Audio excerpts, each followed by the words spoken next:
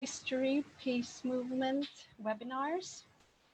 We actually had the beginning in 1815, and the first session covered actually quite a lot, almost 150 years. In our second session, we covered the time since the end of World War II to nowadays. And today we want to discuss the biggest achievements of the peace movement, but I also hope that we will get the chance to talk about the biggest challenges nowadays. In order to do that, we invited 4 speakers to this session. We have Ingeborg Breines with us, former IPB co-president. I have to say that it's a great honor. And Ingeborg is also a senior advisor to the World Summit of Nobel Peace Laureates. And she was head of the Unesco office in Pakistan, Islamabad, for several years. We have Webb, who's the chair of the campaign for nuclear disarmament in the UK, and he's also involved in the global network against weapons in space and nuclear energy. I hope this is the correct name of it. Emily Rubino is with us as well. She is the Director of Policy and Outreach at Peace Action New York State. And we have Yayoi Tsushida. She is involved with Gensuikyo, and she is also working for the World Conference Against A and H bombs. And she is actually here instead of Mr. Hiroshi Taka, who unfortunately couldn't join us because there was an family emergency. But we are very happy to have you here, Yayoi. As I said, this third session of our peace history webinars will be a bit different, and we will start with the first session for the first question to the speakers, which is to name some of the biggest achievements. I hope that you won't overlap too much, or at least cover different parts of, because the peace movement is manifold, and I know that a lot of you are engaged in similar parts as nuclear disarmament, but I still hope that we can hear other achievements and that there won't be too many overlaps. I would like to start with Ingeborg. Please, can you tell us some of the biggest achievements you have witnessed and been engaged for?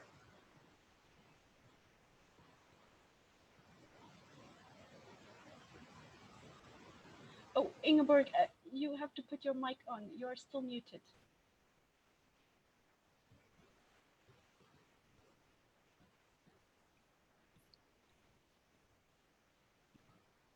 Can you hear me now? Yes, perfectly. So thank you for the invitation, and I hope we will get an interesting discussion. I thought I would start with a personal thing, since you invited to that in the invitation. My first engagement in the peace movement was through the War Resisters International. And I became a member when I had my first child in my arms. And I was thinking nobody should ever be allowed to send this beauty to war or any other armed conflict. And I think that perhaps many people engage in the peace movement because there are something that they want to protect, something that they don't want to see this demolished or hurt in any way. So I think that we should allow that personal approach to the peace movement. And I was inspired, of course, to become a member of War Resisters International because this was during the period of the Vietnam War, which was an awakening for many young people at the time. And we were inspired by the literature and the songs and the artwork at the time. And for instance, for me with the baby, I was inspired by the poem, I didn't raise my son to be a soldier. I brought him up to be my pride and joy. Who dares put a weapon on his shoulder to kill and other mother's darling boy. So you asked what I personally have contributed to the peace movement, which I consider of importance. And I think that my background from the UN and particularly UNESCO, the work on women and the culture of peace, the work on peace education, and the whole major work on making the culture of peace not only a UNESCO issue, but an issue of the UN system. So I think that is one important thing, to link the peace movement to the UN. And more than ever, we need to strengthen these relations now. I also think that the fact that we learn how to deal with conflicts from we are very small makes UNESCO's constitution particularly important. It starts with, since wars begin in the minds of men, it is in the minds of men that defenses for peace must be constructed. It is a major educational challenge. And as a peace movement, I think we have to do whatever we can to make peace education compulsory on all levels of the school system. And perhaps we as peace movement should also be offering more training for different other groups, environmental groups, the labor organizations, and also the women's organizations. But the women's organizations were my entry into IPB, I would say, because I had for many, many years worked with the peace, with the women's movement. And ever since 1975, with the first World Conference on Women, the women's organizations had a broad approach to development. The theme was equality, development, and peace, insisting on such a holistic approach that they wanted peace without development and without equality or human rights, if you like. So this triangle is particularly important also today, to have a broader view on the peace movement. So I think that my entry into this discussion will be those points. And perhaps the last thing that I could mention is that when in UNESCO headquarters, I was responsible for UNESCO's work in preparations for the last and fourth World Conference on Women. What I observed then was that we managed to make this a success because there was a very strong cooperation between the civil society and government persons and the UN. So finding allies in all these three, on all these three levels made us succeed that conference better than ever before. Thank you for now. Thank you very much, Ingeborg. This is very impressive. I don't even know where to start. I can definitely relate to the parts that if you have someone to protect, you have a different view on things, how they happen and how we want to influence them. And thank you very much for quoting this poem. I am quite sure that we will use at least this triangle for social media. I can promise you that for already now. I would now like to ask the same question today. The biggest achievements you have seen, witnessed, and maybe been even part of. Okay, thank you. Thank you for inviting me here, and it's good to see everyone. It's very difficult to say, I think, well, if I could start in the same way that Ingeborg did, with a personal kind of experience. I came to the peace movement in a very roundabout way, really. Not roundabout, actually, but slow. It took me a long time to get there.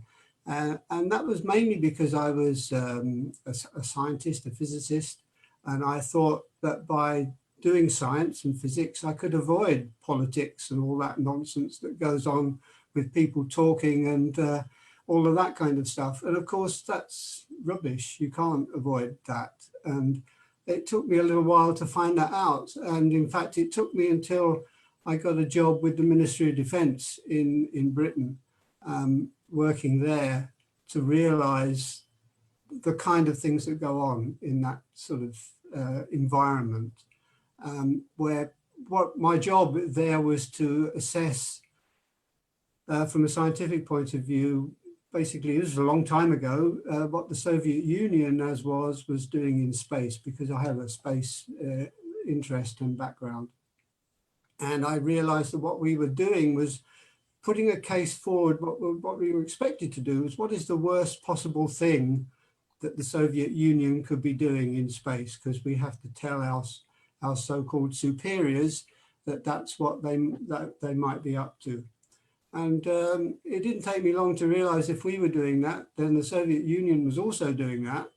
And we were slowly moving towards the worst possible case, because each side is planning to react to what the other side, the worst possible thing that the other side might be doing. And that was crazy and not getting us anywhere at all. And this was around the 1970s. And back in that time, there was a huge peace movement building in Europe against cruise missiles and the Pershing missiles that were being established there in Europe and in Britain. And CND, Campaign for Nuclear Disarmament, was in the headlines. It was bringing in lots of membership and so on and so on. So anyway, I left the Ministry of Defence after a very short time. And I got a job in education, which was probably the best thing for me to do. But also I joined a local CND group. And at that time, there were so many CND groups. There was almost one for every street. It was just an amazing kind of atmosphere. And I think once I started there on that journey of meeting people who were concerned about what was going on, but also were lovely people, just wonderful people. That kind of just got me into the family, if you like, of the peace movement. And I think that's one of the great achievements of the peace movement, is that it is like a family. It kind of has some amazing people involved with some incredible stories. Unfortunately, I haven't got any really incredible stories about me in the peace movement, but it's just been wonderful to meet and work with so many others. I guess the biggest effects that the peace movements had on me are those huge demonstrations that we had around that time and since. There were 300,000 people, I think, in London demonstrating against nuclear weapons. And of course, there was the Stop the War, the huge international Stop the War mobilization of people. Millions of people marched to try to stop the war. Unfortunately, we didn't stop the war, but I think we did make politicians think about the kind of the movement, about the number of people that were moved enough to take that kind of action. And I think that may not have stopped that particular war, but I think it made politicians hesitate before doing a lot of other things that would have been worse. I think without the peace movement, generally, I think it's been said before, but we would have been annihilated by now by nuclear weapons or by war generally. It's the peace movement that has kept the ideas of peace, the alternatives to war in the minds of many people, and even in some politicians. And I think that's one of our greatest achievements. We don't give up. We're always going to be there. and it's full of very strong-minded, very strong-willed people who will do almost anything to ensure that the peace of the world, the peace of their families, the peace of the generations to come. And without them, you don't hear all of the stories. There are so many individual stories. I hear about new ones all the time. Conscientious objectives, the things that people are prepared to do to stop wars, to try to prevent violence. And I suppose one of the things I was able to do when as I mentioned, I joined education. I joined Leeds Polytechnic as it was at the time. It's now Leeds Beckett University. But at that time, I joined the engineering department, and so I became a professor of engineering. But then we were able to. We had a very whole group of people in the Polytechnic, or the university at that time, who were keen on the same things: human rights, peace, etc. We got together, and together we put together a department or a course anyway on peace studies, and we were able to then build that kind of. So it was a big transition from me, actually, from teaching engineering to try to teach peace studies. I think the students were way ahead of me, and they gave me some excellent pointers on the things I was doing wrong. But it was a wonderful experience, and we had some fantastic students. And so that's one of the achievements I think I may have made. With not on my own, this was with a group of other people too. But that's the other thing you learn through this kind of movement, is that you need other people. You need to work with other people. And those people are nearly always there somewhere or another. So it's just a matter of trying to find them. And I think one of the things we need to do more of is to reach out, to bring more people in, to interact with more people. And that's why I think one of the things maybe we can come on to later is we really need to build an international movement much more. We need more stronger international links and work more closely together. And we have the technology to do that, but I'm probably moving into the wrong field now. So, so yeah, that's thank you. That's me. Thank you, Dave, very much. Wonderful. Thank you for this personal insight. And just to sum up, we are all alive thanks to the peace movement, and we should get in touch and together get a bigger network of each other, or the peace movement, link each other, and we should increase awareness to people they don't know us. Now I would like to proceed and ask the same question to Emily. So as I said, same question, biggest achievements and the personal involvement. Great, thanks. So I, as many of you have probably guessed, have not been involved for quite as long as some of the other folks on this call. I've been probably formally involved for a little bit over 3 years. So I think identifying some of the achievements is a little bit harder because so much of it is laying the groundwork and like playing the waiting game and seeing what the results will be of the work we're doing today. I guess I can also start with how I got involved. I was involved in a lot of more domestic social justice work in college, but was also really interested in humanitarian work and international affairs. And when I started getting a little bit more into that type of work and doing this human rights-based study abroad trip, the common theme everywhere was that the US seemed to have a hand everywhere I was going, which was Nepal, Jordan, and Chile. And also we spent some time in New York, but I was already there. And either indirectly or directly, the US was negatively impacting these countries and the lives of the people in them. And I think that thinking about how, as important as it is, humanitarian response, I really felt like we needed to address the root cause. And the root cause of so much of it was US militarism and imperialism. And being 25, the US has been at war since I was at least 6 years old. And so much of our budget, you know, we talk about the military budget, is really bankrupting my generation and the generations after me and depriving us of other resources that we could be using domestically. So I think that's kind of when I turned to look for an outlet to be involved in activism and involved in peace and try to stop some of the root causes causing, this great suffering elsewhere and in our own country. So that's kind of how I got involved. The Treaty on the Prohibition of Nuclear Weapons was developed and ratified very early on in my peace career. So I can take zero credit for it being passed, but I was fortunate enough to actually be there for that historic moment. So I think getting to witness that being ratified was absolutely incredible. And getting to meet so many incredible people has been, I think, wonderful.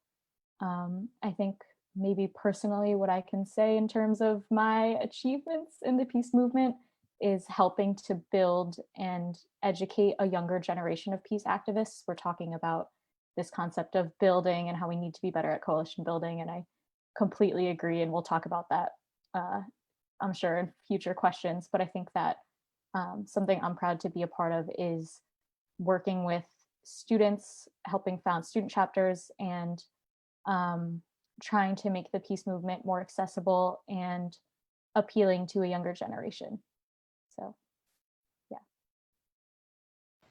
Thank you very much, Emily, for the personal insight and also for highlighting your personal involvement and achievements, and also stressing out the importance of getting new and younger generations involved into the peace movement. I think we are all aware of the importance of this. And now I would like to ask the same question to Yayoi: personal involvement and achievements.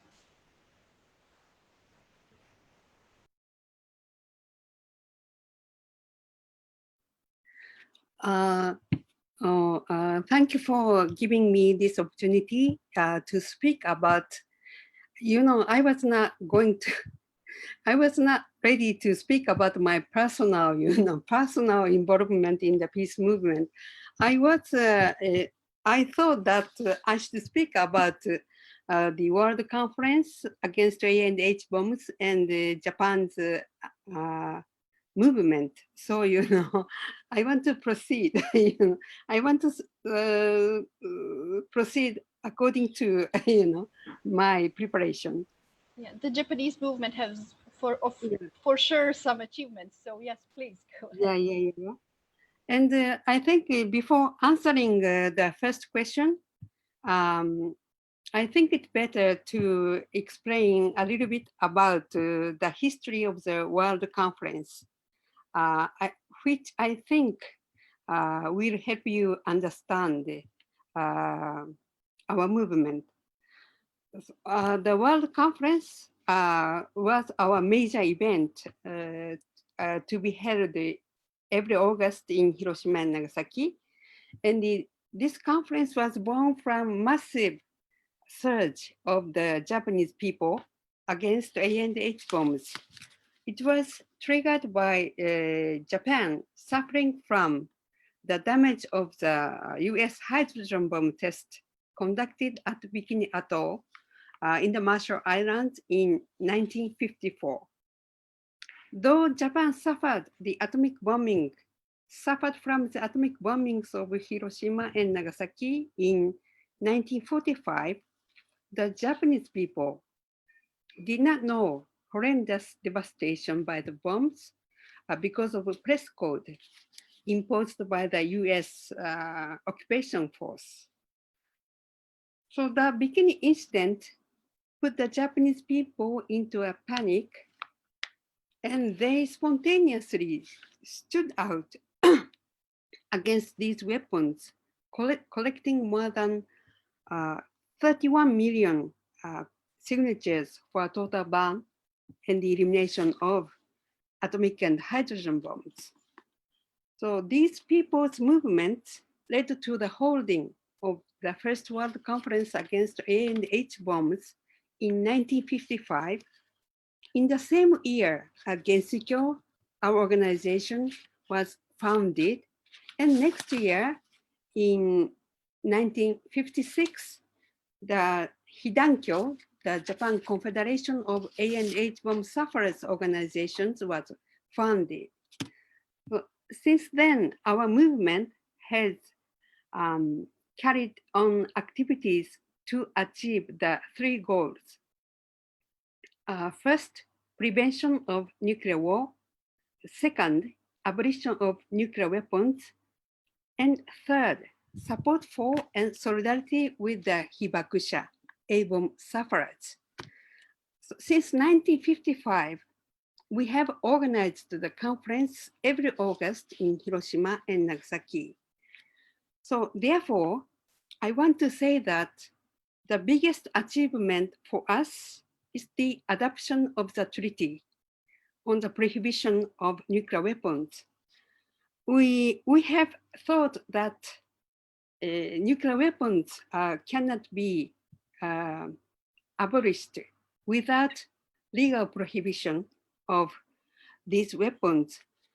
So we are so honored and happy that our long-term effort could contribute to this historic milestone. Our movement has worked with the hibakusha and attached importance to their testimonies. As the movement of the only atom-bombed country, we have sent out their message that humanity cannot coexist with nuclear weapons. Through the World Conference and activities of making known to people of the world the atomic bomb experiences. So perhaps this may be a unique characteristic of our movement.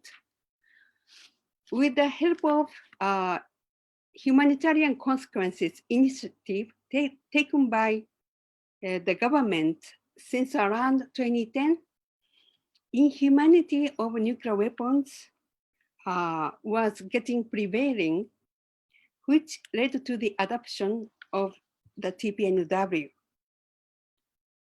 And on this occasion, we want to express deep appreciation to the IPB for its consistent support and solidarity with the hibakusha. That is my answer to the first question. Thank you very much, Yayoi.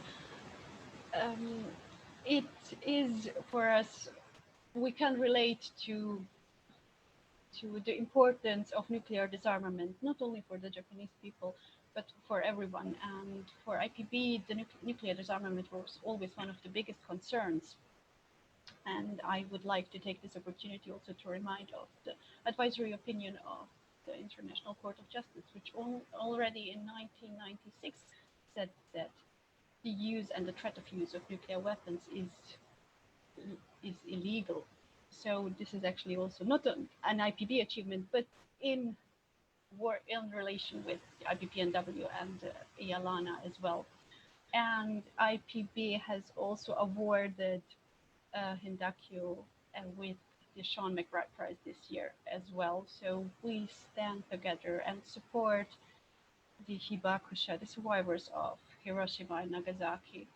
And we try to support them and express our solidarity whenever we can. For now, I would then like to move to the second question to the speakers. And I would like to relate to a few parts you already said. I think it's clear to every one of us that peace is manifold. It's not the pure absence of war, like this very old definition says. But for example, Dave said that these demonstrations he has been with 300,000 peoples or even millions to stop the wars, and they didn't stop that one particular war, but maybe made politicians to hesitate in other ones. Is there any war which was prevented by the peace movement?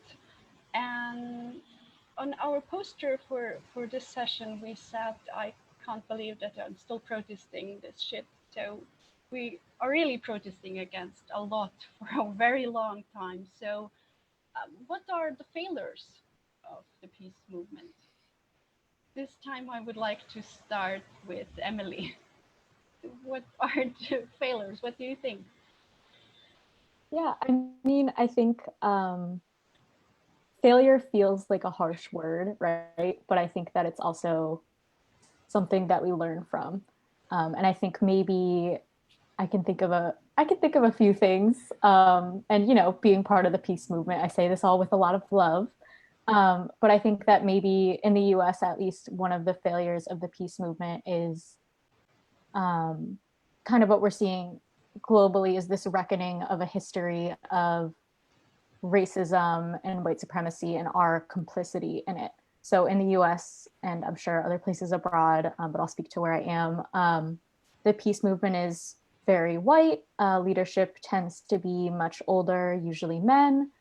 So I think we really need to, I think there's been a failure to kind of reckon with the history of the peace movement and what happened to Black peace activists and Black leaders in the peace movement. And if you look back, there's, you know, a lot of work that talks about the dismissal of Black leadership and the non-recognition of it in the peace movement. So I think there's been a failure to kind of reckon with that history and the lack of diversity in the movement, which I think we're just starting to kind of crack the surface of now and begin to finally talk about amongst the uprisings in the Black Lives Matter movement. And I'd say the other one, being a younger person in this, is along with that, maybe a failure to adapt as much as we could. A lot of times we'll still see people using the same flyers and fonts and tactics that have been used for, you know, a very long time. And while those are great, I think, you know, they have not always worked, and we need to be, I think, a little bit quicker at adapting to some of the new technology, new tactics, and be more open and welcoming of new leaderships and new strategies, because we're still in how many wars, and we still have how many trillions of dollars being spent on nuclear weapons. So I think we really need to be flexible, which is hard when you've been doing something for a really long time. So I think being able to adapt and listen to newer organizers, or really take cues from, you know, the racial justice movement, the climate justice movement, and be better about following their leadership, because we're ultimately working towards the same peaceful and just future. But yeah, I'd say it's not a failure, because I think that we are trying, but definitely something that I think has hindered the peace movement. Thank you very much. And I really like it that you start with that we can learn from the mistakes. And I completely agree. Nevertheless, I would like to ask the same question to Dave. What are the biggest failures of the peace movement? Or mistakes? Yeah, okay. It's very difficult to know what you've been successful at, because you don't know what you've been able to stop, but you do know what you haven't been able to stop. So it's kind of easier in some ways to say what you haven't been able to do.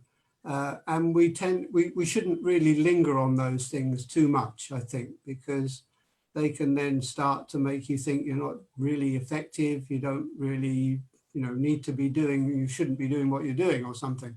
So I don't want to dwell on the so-called failures. And I think Emily was right, we should probably use the word failures, but we should use the words learning processes or something. But yeah, there are things, I mean, there are things we could do better. We do tend to, I think, sometimes get fractionalized. So there's, how many different peace movements are there even in one country, and yet we're not working coordinatedly together. I think we have shown what can be done when millions of people are showing their voice, telling their voice, giving their voice to one particular cause. And that does have an effect. It does have an effect, not just in the peace movement, but in environmental campaigns and so on. And of course, all these things are linked together. The peace and the environment are all one thing. So that's one thing we tend to be too broken up. And I think it may have been what Emily was saying as well. We need to work together much more closely, not just within our own kind of countries or whatever, but also internationally. I think we have a lot to learn from each other about things that can work and things that don't work.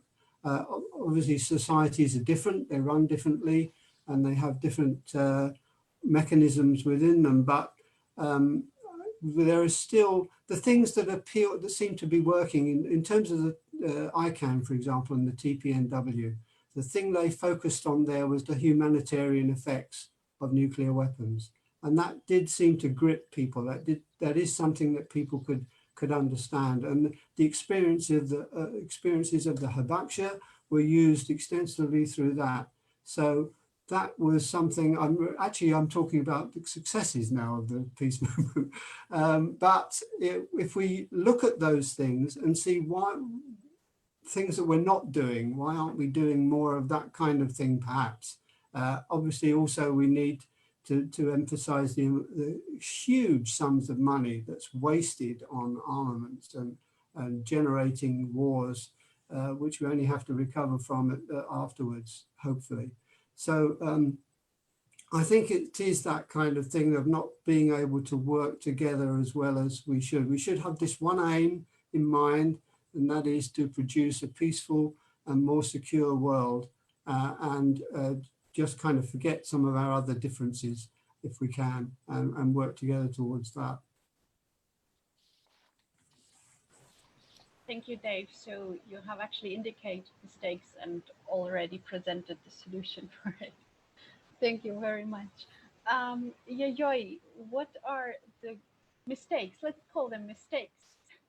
I think we agreed that we're not calling them failures, in your opinion.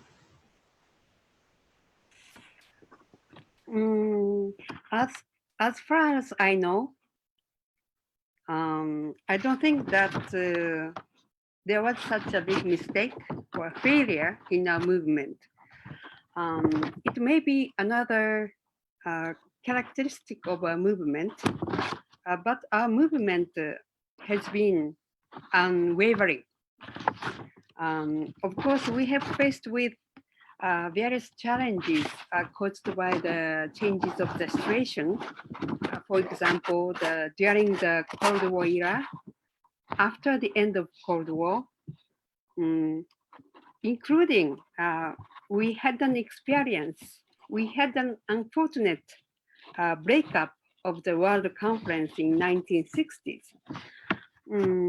But I think we have overcome such difficulties catching up with the changes of the situation. And the good point is, I think that we have persistently focused on enhancing public support and actions for the abolition of nuclear weapons from grassroots. And we try to make a majority, a majority force to promote our goal, the abolition of nuclear weapons. And we think that it's good also is that we have taken principle attitude, such as keeping independence, inclusiveness, persistence, etc. That's all. Thank you very much. And again, we have a positive turnout. Ingeborg, same questions to you. What are, in your opinion, the biggest mistakes of the peace movement? It is indeed very difficult to speak about failures and mistakes, but one thing that I'm often confronted with among people who are not in the peace movement is the question that also was raised by Dave.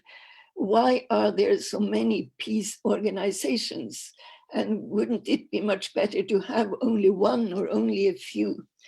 And I think that people engaged often in smaller issues or in limited issues where they feel they have sufficiently knowledge and insight to be operational and hopefully see some achievements.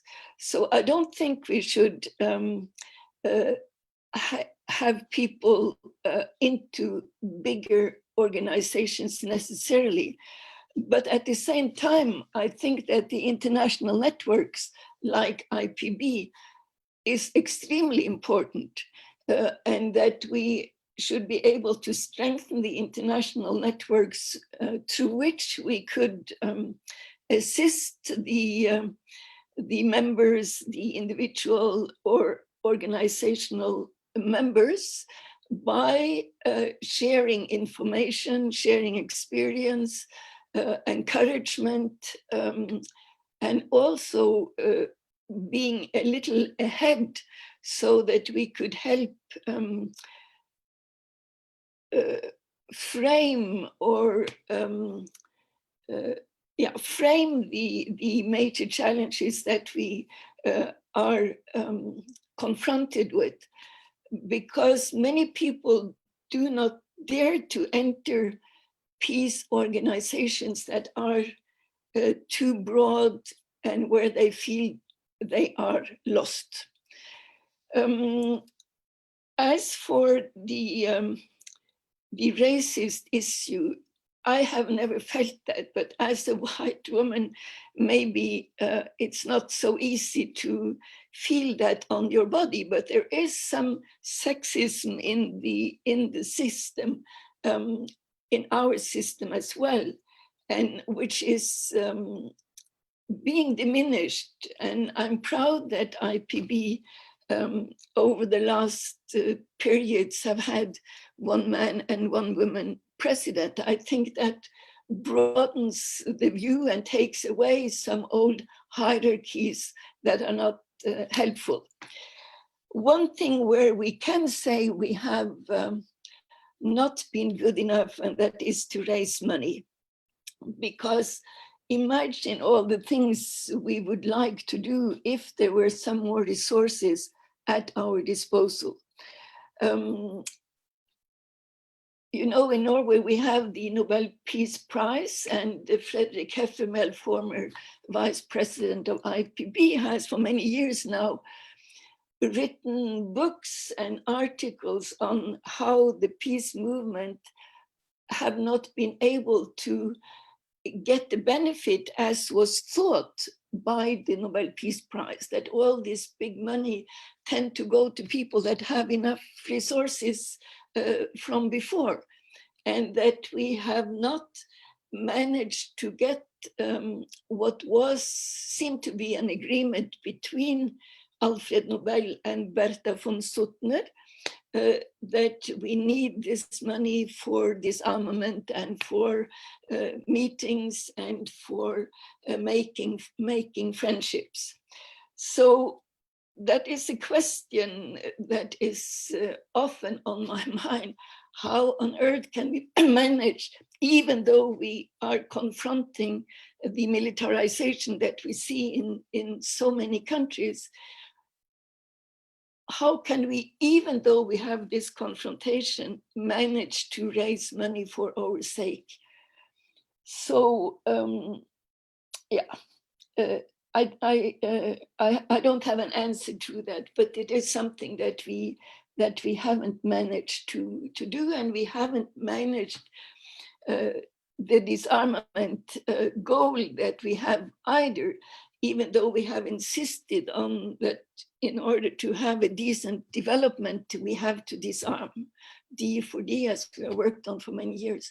Maybe there is an opportunity now with the huge environmental and climate crisis that we can say that this is the biggest threat to our security. And the COVID-19 perhaps is also helping in that direction, that maybe this is the time that we, the peace movement, can work with the environmental movement and the other progressive movements in order to have a new kind of definition of security. But I guess that can be a discussion that we have under question 3. Thank you. Thank you very much, Ingeborg. You actually named a few of the mistakes, failures, whatever we agree on. And I think I saw everyone nodding by the point raising money. So I guess we all know how difficult it is. And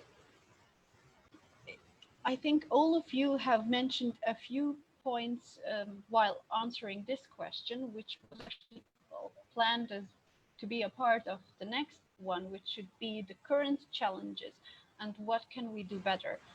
And some of them were already mentioned, and maybe some of the challenges should be to make new alliances, as Ingeborg said, with the climate and environmental movement, which is actually all connected to peace. Peace is so many-fold, and it's the basis for everything else. So maybe we should just raise awareness of it and then try to work more closely with among ourselves, but also with other networks and movements. So maybe just shortly, what are the current challenges we should focus on? And this time I would like to start.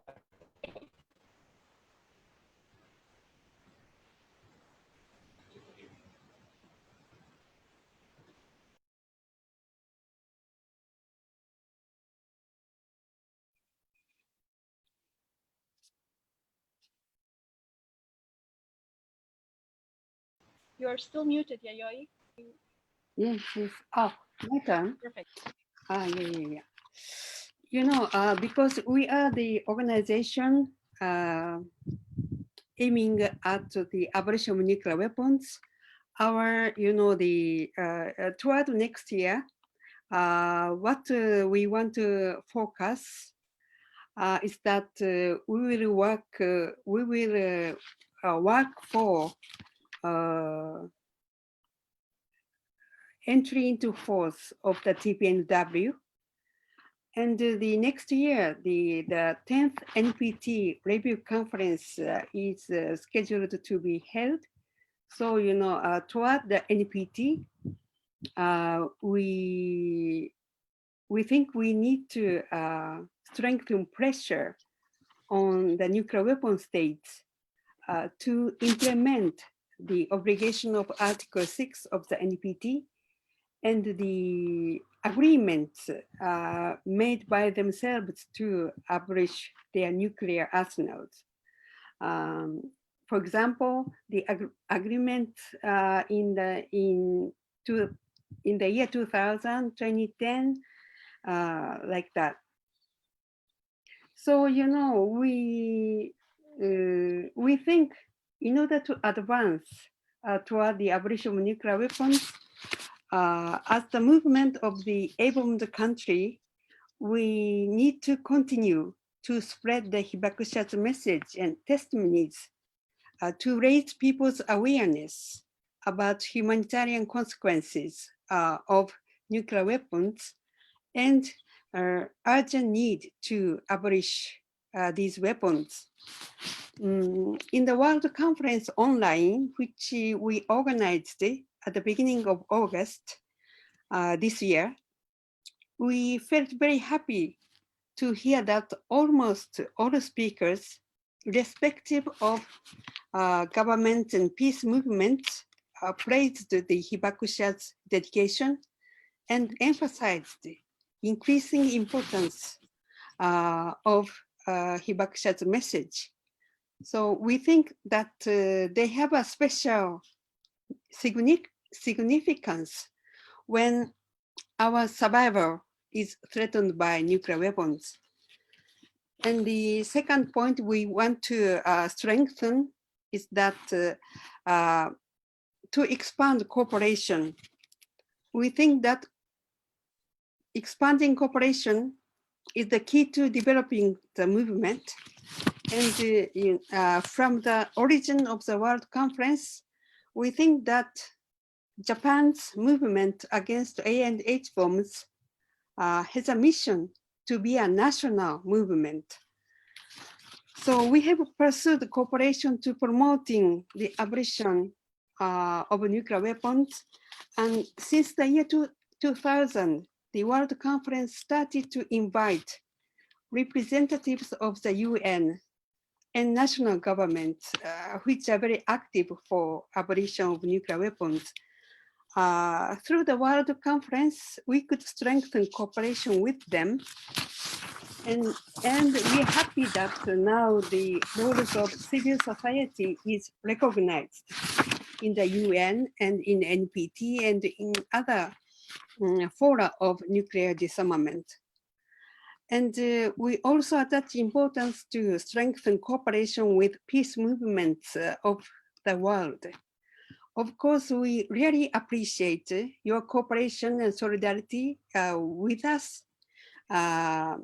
You have participated in the World Conference like every year, discussed and together put forward the direction for us to move ahead.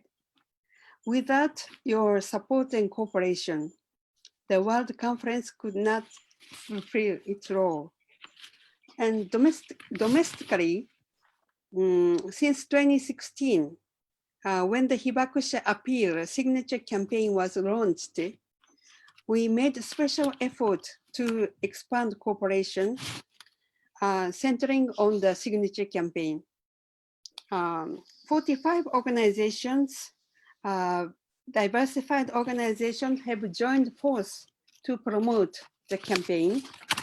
And the number of collected signatures has reached nearly 12 million.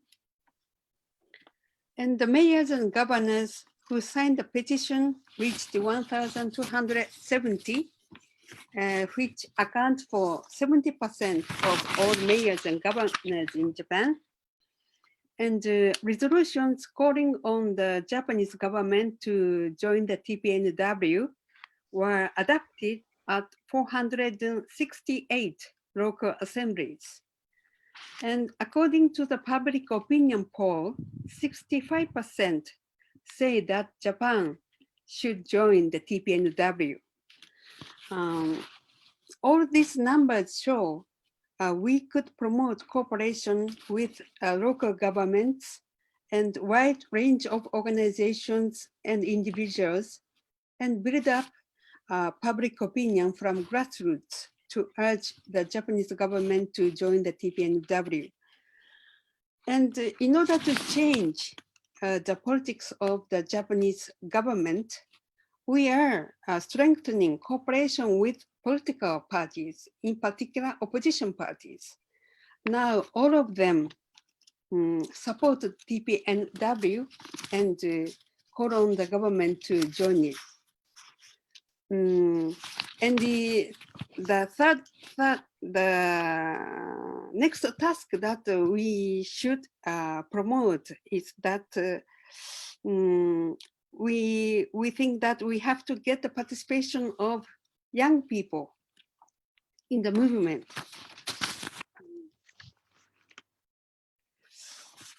Usually more than 50% of the participants in the conference, World Conference, is young people.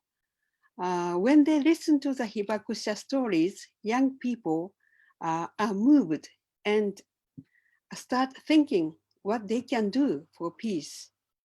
These experiences have happened in the conference. So we think that Hibakusha's stories have power to change young people. So we will promote this activity to expose young people to the Hibakusha's stories. You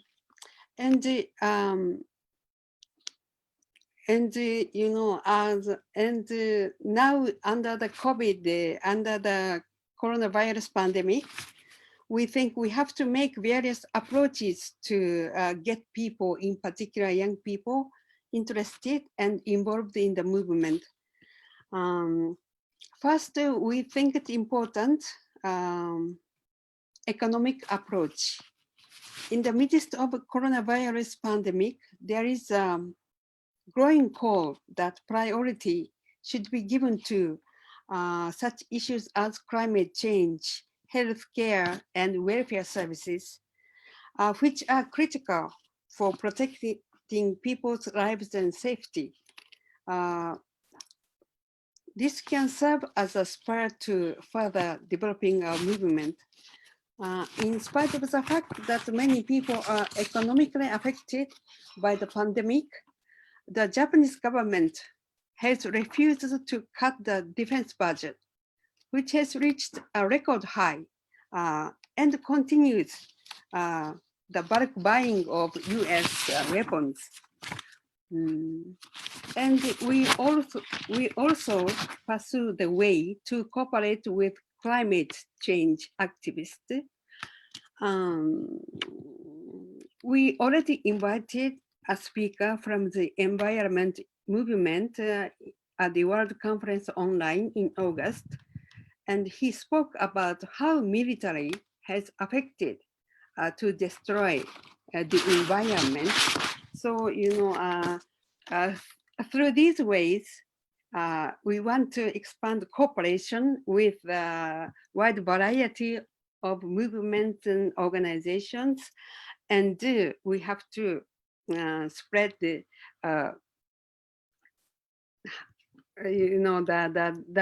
the urgent need to abolish nuclear weapons. Thank you.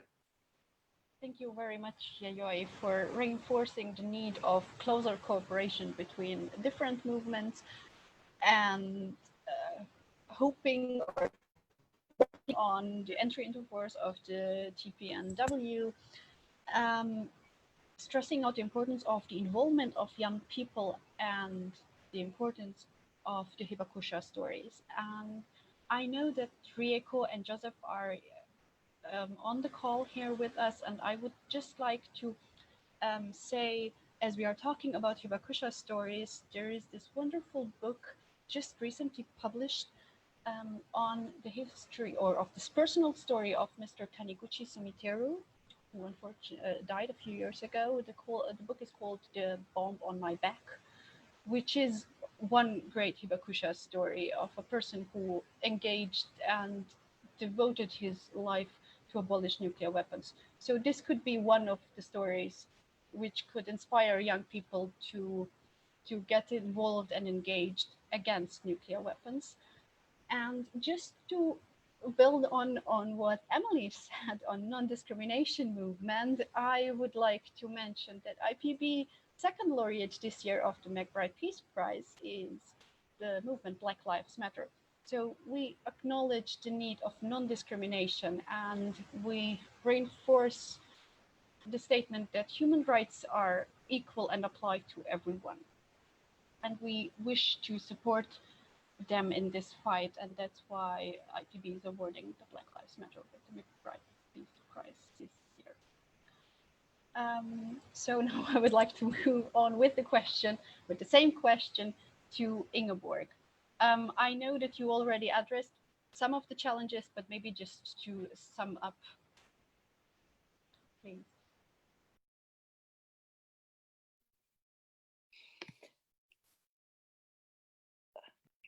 So it is really not understandable that we have growing military budgets, according to CIPRI, bigger than in many, many years, bigger than during the Cold War period. And we are spending all this money on the military because we should fight some often unnamed enemies. And we are building up, they are building up enemy images that are often pure fiction in order to allow for the arms industry and the arms dealing to continue. It is, to me, a huge need for a total change of perspective. And maybe we can try to speak wherever possible and write about what are the real threats to human beings these days. And we can briefly, I can at least think of three huge ones. We have mentioned the environment and climate crisis, the nuclear threat, and with the COVID-19, the huge growing inequalities between people, which throws new millions of people into famine, poverty, misery. And the military cannot help us with any of these major threats. On the contrary, they make them worse in three ways. They make them worse from an economic point of view, because we spend so much money on arming the world. Ecologically, they make it worse because of the enormous use of natural resources, of oil and gas and energy, of the land that they occupy for bases and the military industry. And thirdly, also, not only economically and ecologically, but also ethically, because the military industry makes us believe that there are somebody out there that are bad, that wants to come and take us. And they undermine the use of words that were previously honorable words that we could use now. We cannot speak about peace. We can perhaps speak a little about conflict resolution and mitigation and transformation. So we have to stand up for for the right to use the word peace, and that it is total vital for our survival on Earth. That we have to change the security concept, because the military does not give us any security, as I said, on the contrary. So we have to shift from national security to human security. What do people need for survival? And we have to go back to in Europe, which is also good for the rest of the world, of course, the concept of common security that came out of the Palme Commission and the Organization for Cooperation and Security in Europe, saying that we are not secure unless the neighbors are secure. In that context, it was, we cannot be secure in the West unless we have cooperation and a common security also with the Soviet Union. Still, we continue with making Russia an enemy and China more of an enemy, instead of focusing on the survival, the basic survival of people through food, through environment, through education, through culture, etc. So one of the major UN decisions a few years back was the Agenda for Sustainable Development with 17 Sustainable Development Goals. It was totally naive to think that we could implement these goals because there was not enough money for it, because the money goes for the military. And now with COVID-19, it has become clearer to more and more people that this imbalance is dangerous. A challenge for me is to speak and make clear to as many people as possible that the threats cannot be met by the military. We have to find alternative solutions and new platforms for cooperation. I think I'll, one of the things that there are many things to peace education we have spoken about. I'm also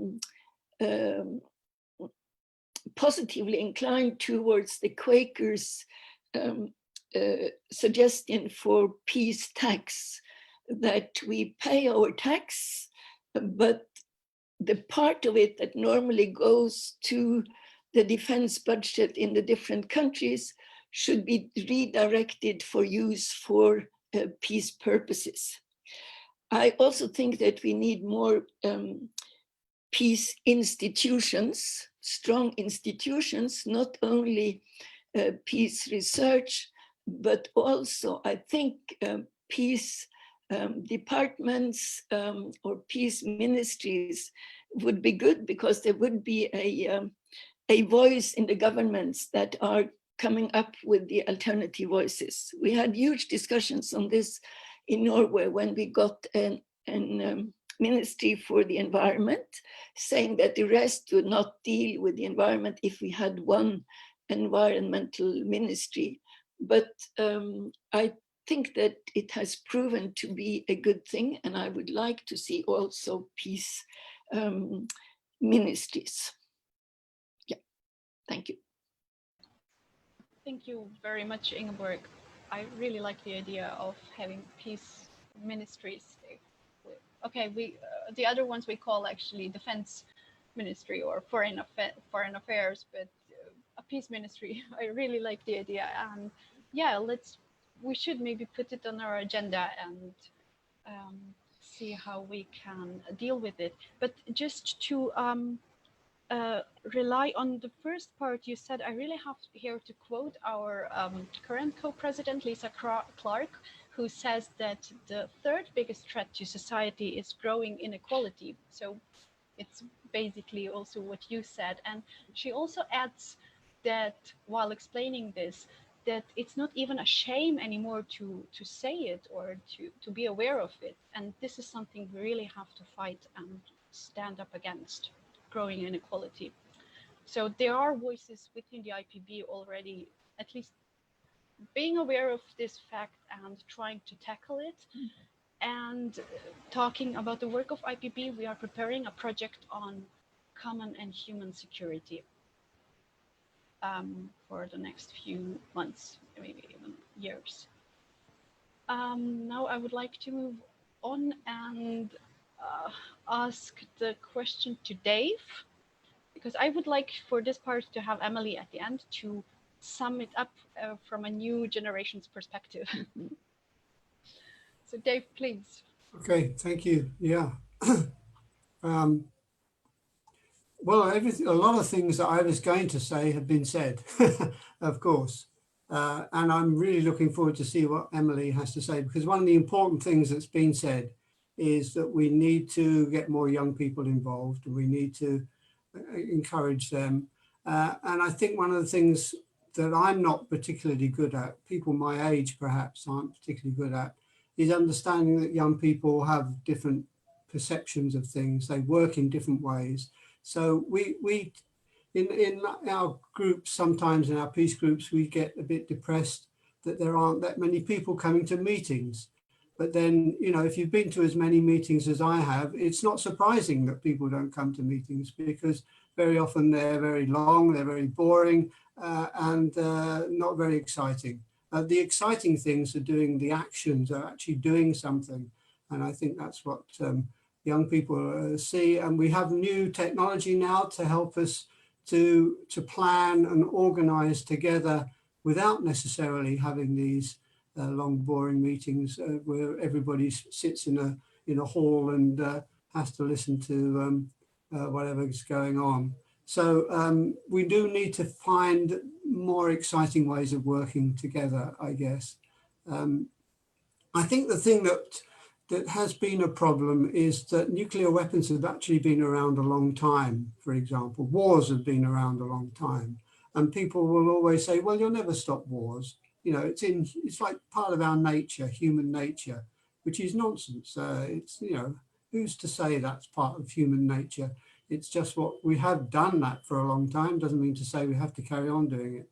And nuclear weapons have been around a long time, so people tend to forget that they're there, or what you know, that they're hanging over us like the sword of Damocles, that they could be used at any moment. We have to keep reminding people, especially young people perhaps, once they realize these things, then they understand the importance of getting rid of nuclear weapons, getting rid of wars, once you understand what they do. So I was going to say, also that's been mentioned is the kind of injustice, really, the injustices in the world. When I started to teach peace studies, I learnt from Johan Galton, the sort of father of peace studies, I guess, the three forms of violence he talked about. The direct violence, which is kind of person-to-person violence, the violence that we tend to consider as being violence. But there's also things like structural violence. That's the violence caused by the injustices in society, but the things that aren't working correctly, that put some people in extreme poverty or which they can't climb out of, or they're unjust, racial discrimination. It's another social injustice. And the other one was cultural violence, which is where we kind of it gets embedded in our society that we accept violence as being part of the way we carry on. So we put statues up to heroes, we put statues up to colonialists and things like that, which are now people starting to question, rightly so. And we're in a very interesting phase of things, I think, at the moment. And one of the things we have to remember is we've got to do what this sign says: build back better. We've kind of we've come to a state now where we are in a position to be able to build back. But we've also not got to, we must recognize that the forces that we're against, that are working against us, are enormous. They're huge, they're very powerful. The arms industry, some of the, all of those kind of things, they're enormously powerful things. We mustn't forget that. But I think we might also think about engaging with them a bit more somehow. Those people are, when I was working for the Ministry of Defense, I realized that some people in the Ministry of Defense aren't evil. They're just, they have a particular way of thinking. And when they're challenged, it makes them think about alternatives. They can think about other ways of carrying on. So we need to engage with who we see as an enemy. That's a bad word, but people who are not thinking the same way as we are, and try to get that conversation going, try to get some understanding between us all. And I think that's another thing we have to do. Most of the things have already been said very powerfully by Ingeborg and by Yoyo. So Emily, I'm really looking forward to hearing what you have to say. Thank you, Dave. So I won't be commenting long, as you already actually passed the floor to Emily. So yes, please, Emily, what are, in your opinion, the greatest challenges we are facing? And as I said, from an intergenerational view. Thank you. Yes, I think I've already alluded to some of the challenges that we're facing, but also just to say I'm not the only young person, so I am happy to share what I think, but please also seek out and support other young folks. I'm just not the only one. But I think that, kind of as I've alluded to, and Dave and Yayoi and Ingeborg have also talked about, I think that some of the challenges are in fighting back against a lot of the factionalism in the peace movement. There are a lot of different organizations. I think it's sometimes really beneficial to have different tactics and different groups focused on different aspects of peace, because there's not just one aspect. It's not just the disarmament. It's not just the armed conflict. There's so many parts of it. And I think that what Dave alluded to, this idea of injustice and structural violence, is something that I think we really need to address, especially in the peace movement in the US right now, especially in light of all of the police violence, which has been going on for a long time, but a lot of it is just coming to light now when we have videos and social media to kind of spread the word. So I think that we really need to, when we're talking about peace activism, it's an absence of violence everywhere. And I think we need to really talk more about the links of the police and the military, in the equipment they use, in the training they use, in the mentality they use when policing the streets in the US. It's not just about wars abroad, it's about what's going on in our streets, and the fact that Black people in the US are dying at the hands of the state every day, either directly through police violence or through failures in our medical system and so many other systems that we have. We're set up to fail and really cause a lot of harm and violence against Black people, Indigenous people, and people of color. So I think in our movements, we need to really center the voices and experiences and leadership of those most affected, the same way that nuclear movement has really centered on the experience of Hibakusha. I think we need to do that with all of the different aspects of peace that we're working on. I think that what Dave said is also true about using newer ways to have meetings, using new technology, finding new ways to appeal to people is important.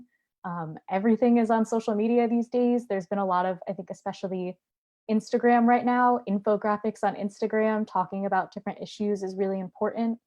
I think the education piece is vital. There's so much history that's left out, especially I'd say in the US school system, although I'm sure everyone would agree with their local country's education system, leaving out a lot of the impacts of war, their country's own complicity in those wars or responsibility for them. So I think that, yeah, we really need to not just be showing up to other groups and asking, why aren't you part of what we're doing? But we need to show up in support of them, be willing to support them, and create more mutually beneficial relationships between our organizations and our movements. Because as I mentioned before, I think we're all ultimately working towards the same goal, but we can't get there unless everyone is with us, if we have dignity of life and safety and security for everyone involved. So I don't think that's a very like concrete answer in terms of like what we can do, but I think really thinking of it as all of our issues being linked, of looking at the underlying causes, and yeah, making it clear what those connections are and working towards that. Thank you very much, Emily. I won't add a word to it. I think it's a wonderful summary for all those. And I would like to open the floor to questions because we only have 10 minutes left. So I'm looking for raised hands, and I'm relying a bit on Sean and Eskil to help me. Thomas has his hand up, so please.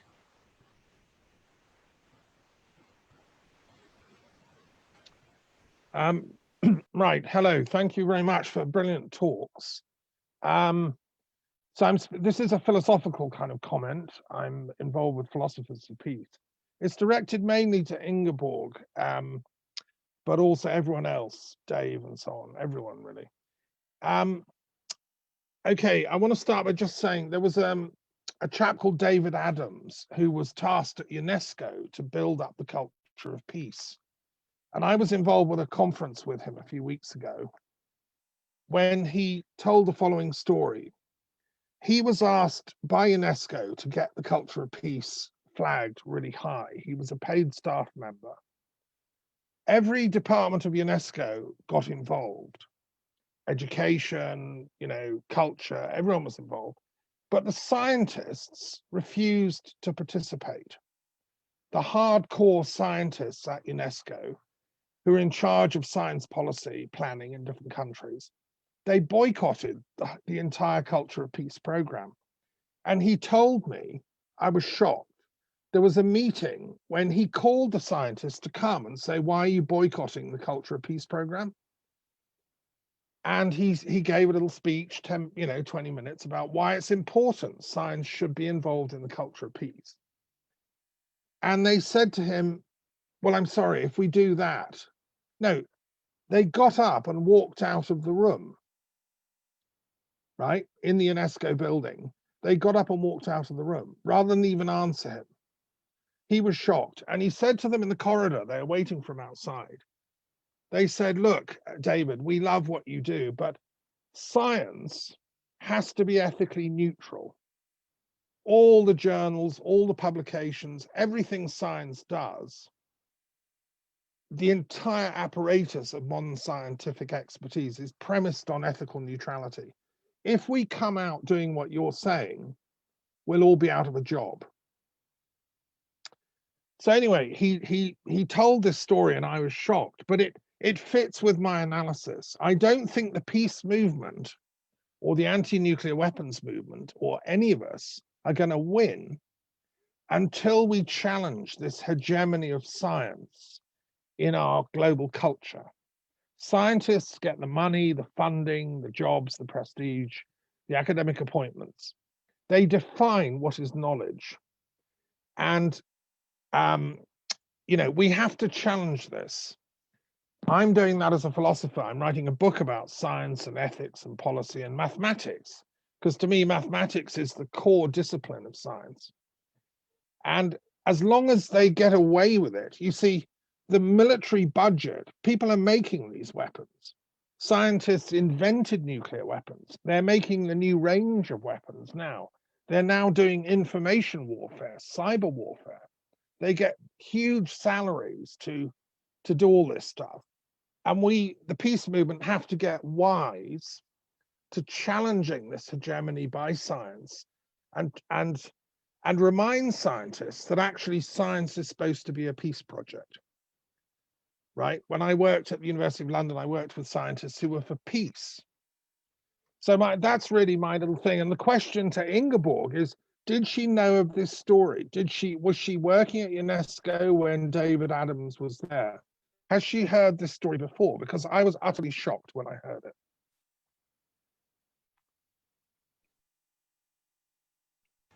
Thank you. Would you want me to answer, Angela? Yes, please, Ingeborg. I think if any one of the other speakers want to answer as well, but I think this is only to you.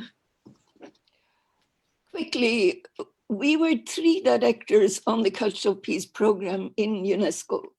David was in charge of cooperation with youth and preparing for the International Year for a Cultural Peace, year 2000 in particular. It was Leslie who was an overall coordinator, and I was responsible for the Women and the Cultural Peace program. David might have had, and certainly since he says so, this meeting with scientists in UNESCO. It is unknown to me. In the groups that I had women scientists from the natural science sector in UNESCO working with me. There might have been difficulties with some of the male scientists, I wouldn't know. What I do know is that UNESCO did a major work to try to have an international code of conduct for scientists and made several drafts, but it was member states and particularly the bigger Western countries that were not willing to have such a code of conduct. And that code of conduct was based on different national or smaller codes of conduct from universities around the world. But what was the main thing for UNESCO was to have one code of conduct for all scientists, do no harm kind of code. And unfortunately, it still is in UNESCO as a draft. What David did when we had this accusation that the nature of humankind is such that they will always be inclined to violence. So David had a bigger meeting with all types of scientists, psychologists, philosophers, etc., mainly perhaps from the human sciences, but also from natural sciences, where they agreed on the Sevilla declaration, saying that there is no thing in the human nature that indicate that they would need to react violently to problems. And UNESCO also have bigger natural science program like the Man and the Biosphere, the hydrological program, and there are several. And I felt that these major natural science programs were contributing to our understanding of how to deal with the culture of peace. On on a worldwide basis, I think that the technology, perhaps more than science as such, is how shall I say, is having a lot of power, and that we need to find ways to cooperate with them from an ethical point of view. I think I'll stop there. There are many things that you can say on sciences, and maybe we as a peace movement should encourage UNESCO to continue its work on the code of conduct for scientists, and say that the peace movement are willing to help cooperate. Not that I think that countries around the world would accept it more now than they did in the 90s, but it could still be, it could make them hesitate, as David is saying, that manifestations, if they are broad enough, might make policymakers hesitate. Maybe we can make them hesitate also on not accepting such a code of conduct. Thank you. Thank you. Thank you very much, Ingeborg. I think, Dave, you want to say something? You want to add something? Just quickly, if I can, I think Ingeborg has covered the major point, really. I think it would be great if UNESCO could be persuaded to carry on that. I think some scientists, many scientists that I know of are very much consider the ethical problems that they may be creating or may come from their work. There's all sorts of stories of people who have refused to work on military projects, etc., etc. But I think one of the things that gets a bit confused is that this ethicalness of science, there are ethical codes that our engineers and scientists have to follow, because it's about how they produce their results rather than what the results themselves actually do. So, you know, for example, you have to be very ethical in the way you collect your data. You have to be ethical in the way you analyze your data. Those things are standard processes now. So there's that ethical side of it, but then not included in that, unfortunately, and we did try to do that at the university when I was working there, was to bring in the ideas of what the ethicalness of the product that you may come from your work might be, and that's kind of not necessarily always considered. Many of the scientists who worked on the bomb, of course, regretted what they'd done afterwards. The problem with being a scientist is that you get so wrapped up in the problem that you're trying to solve, you forget why you're doing it, or you know, what the consequences of that might be. So we do have to have more of an educational kind of thing with scientists, I think. And there are organizations, the International Network of Engineers and Scientists for INES, for global responsibility, and there will be in the UK, we have the Scientists for Global Responsibility. So there are, sorry, I didn't hear that, but anyway, there are organizations that people can turn to. That was Reiner saying pugwash. I thought you said hogwash, but yeah, pugwash. Right. No, it was pugwash. Thank you, Dave. And I saw that there is one raised hand. It was Yuri, and since we are running out of time, this will be the last question. So please, Yuri. Thank you, Amela. My name is Yuri Shlezhenko. I am Executive Secretary of Ukrainian Pacifist Movement. I am grateful for speakers for interesting information and stimulating discussion. I'd like to ask about participation of entrepreneurs and politicians in peace movement in the past and today. There were many of them past years. Carnegie built Peace Palace in The Hague. Nobel established Peace Prize. Where are they now?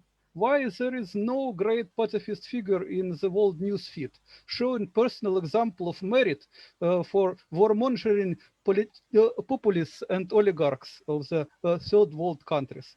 Why the peace movement lost dynamism of engaging elites, and why many powerful people in the West today treat peace as empty words to cover war profiteering? How to revive our dynamism of peace movement? That's my question to all speakers. Thank you, Yuri. And I would then say that the answer to your question is also the closing words of our speakers. Since the last time Emily was speaking last, I would like her to start this time.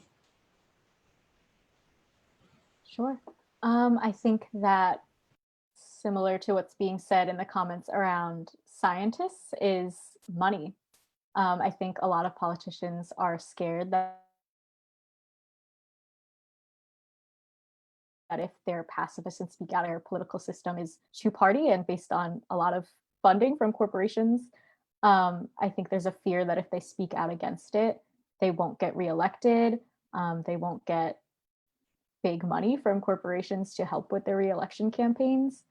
I think that we're starting to see some more grassroots campaigns. I think like Bernie and Alexandria Ocasio-Cortez and a lot of other more progressive leaning folks are starting to emerge. But even with them, I wouldn't say that they're complete pacifists, right? So I think that we have a lot of work to do in getting money out of politics and also really stressing the ethical part too. I think it's not just about strategy. I think that we need public servants that see themselves as public servants and wanting to serve the needs of the public, and to get that conversation going, which I think in the US also links back to this idea of cutting the military budget. Even this year, just in the middle of a pandemic where so many people are devastated, we can't even get our current government to agree on another stimulus or on aiding us. We can't even get them to vote for a very modest cut to our Pentagon budget. So I think we have a lot of work to do, but I do think like moments like this are starting to put pressure on politicians to speak out against war and at the very least just direct some little fraction of the budget towards domestic needs and COVID relief. Thank you very much. Yayoi, your answer to Yuri's question and closing words.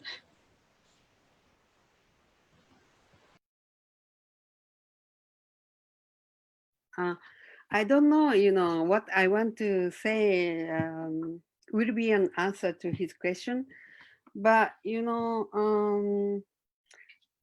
I think there are negative parts in the world, like corona pandemic, the climate change crisis, and the nuclear weapons crisis threatening the survival of humanity.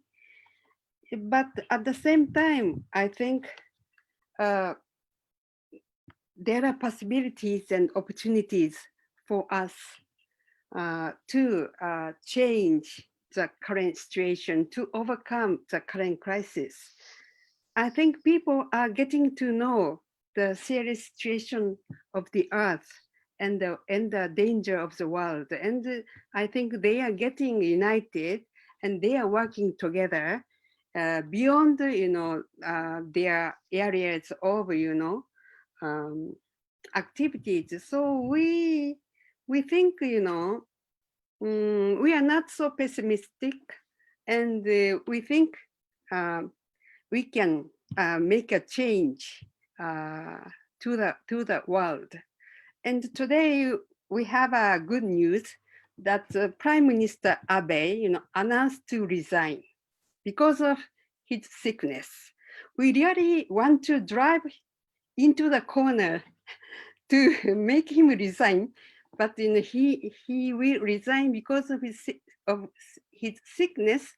But I think it is a good chance for us to change we want to make use of this opportunity to change the politics of Japanese government.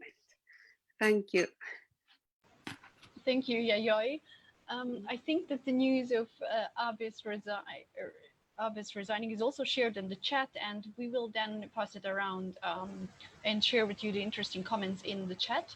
But I would now like to hear Dave's answer to Yuri's question and closing remarks. Yes, I don't really have an answer. It's a very good question. Why don't we have as many people like Einstein and Bertrand Russell and people like that speaking out now against war, against nuclear weapons or whatever, for peace? I don't know the answer to that really. And it's also, I mean, it's like so many things I don't have the answer to, because meeting so many wonderful people in the United States, how did they vote Trump in? I don't understand that. It's the same in Japan. Japan is an inspirational peace movement. It's really difficult to understand how somebody like Abe got there to be prime minister in the first place. So I'm actually quite glad he's gone. I hope he's not replaced by anything worse, that's all. So I'm not sure I can really kind of, I can't give any answers to that important question. It is important, but maybe we need to try to do more recruiting. I'm sure that people in those positions are still thinking about things and still come to similar conclusions as we have in the past, but maybe we're not asking them to speak out. Maybe they're frightened to speak out. I don't know. But we have to work on that. We do have to work on that. We need to build the movement in every single quarter that we can. So my closing remarks are, let's really carry on working together. We just got to carry on doing what we're doing, but increase our voice, increase the power of what we do, work together more, and together we will, I'm sure, achieve what we want, a peaceful world, free of nuclear weapons, free of threats. So thank you for everything that you do, and thank you to the IPB for all the work it has done and will continue to do. Thank you, Dave. And Ingeborg, please, your answer and closing remarks. Yes, I do also wish, like Dave, that I had an answer to Yuri on this very important issue. I don't have. So why is there not more prestige linked to peace issues? Why are not oligarchs and rich people and personalities of all types not speaking for peace? We don't know. And yeah, we have to continue to see if we can establish some kind of dialogue that will get them out in interaction. I thought that to end only would quote two encouraging things for the peace movement, because we often feel that we talk and we talk and we do, but with not getting sufficient attention from decision makers. And both my two encouragements come from Soviet Union, or now Russia. The one is Johan Galton, the peace professor. He was in Moscow soon after the end of the Cold War, and he was taken down in the cellar to a room in the Ministry of Foreign Affairs. And what did he find there? He found lots of publications that had been sent to them by the Peace Research Institute of Oslo, by other peace institutes, and they had been read. Nobody had ever gotten any feedback on reception of these publications that were not, of course, only sent to Moscow, but to Washington and other bigger countries. The other thing is one thing that Mikhail Gorbachev said to us in a Nobel summit in Rome some years back. he said that he would never have dared to cross the Atlantic to meet with what he said, the dangerous guys over there, to speak about how to end the Cold War. And he encouraged us very much to be strong as we were at that time, saying that even though we don't give you feedback, we do listen. So then finally, lovely to be with you all, old friends and colleagues from IPB. I hope to see you again soon. Thank you very much, Ingeborg. Thanks to all the speakers, to your wonderful contributions, and thanks to everyone joining us in this very interesting and inspiring, hopefully inspiring to everyone, session. I can't really add a lot, and we don't have a lot of time. Actually, we are already off time. But I think it's clear to every one of us that peace is a concern for everyone. So we should give our contributions to it and do our best. And what we can do, or what we have learned, or one thing what we have learned out of this session is that we should try to unite each other and to work more closely, whatever we are working on, even if it's a different part of the peace movement, as peace is so manifold. Let's not just, we can't just focus on one issue, but let's unite and we will achieve our goals at some point eventually. Thanks for joining. Thank you very much.